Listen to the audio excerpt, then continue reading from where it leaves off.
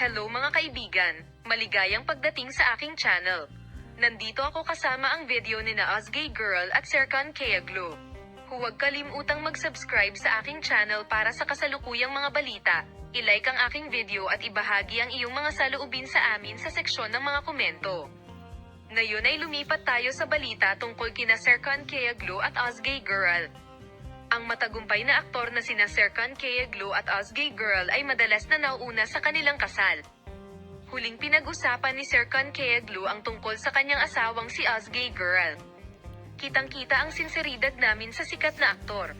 Palagi kaming nagsisikap na kumilos bilang kami. Sabi, ang aming pagkakagawa ay ang aming lahat. Nakita si Serkan Kayaglo na umalis sa pwesto. Ayon sa balita sa aming channel, sinagot ni Serkan Kayaglo ang mga tanong ng iyong mga miyembro ng press tungkol sa kanyang pribadong buhay. Ang aming kasal ni Osgay Hanem ay magiging maayos. Ang kanyang mga post sa social media ay nakakaakit ng maraming atensyon.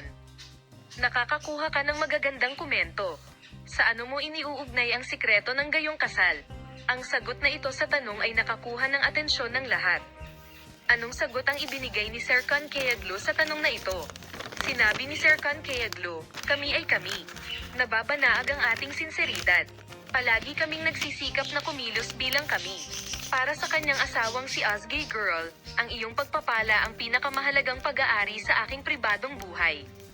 Tingnan kung paano niya sinagot ang mga tanong. Kayaglo. This was not my word. Osgay Girl ang buhay ko. Tuwang-tuwa ako dito. Si Serkan Kayaglo, na umamin sa mga salita ni Nazim Hikmet para kay Osgay Girl, ay nabighani sa lahat. Naakit sina Osgay Girl at Serkan Kayaglo at muling nagulat sa kanilang pagmamahalan. Salamat sa panonood ng aking video. Paalam, makita ka sa mga bagong video.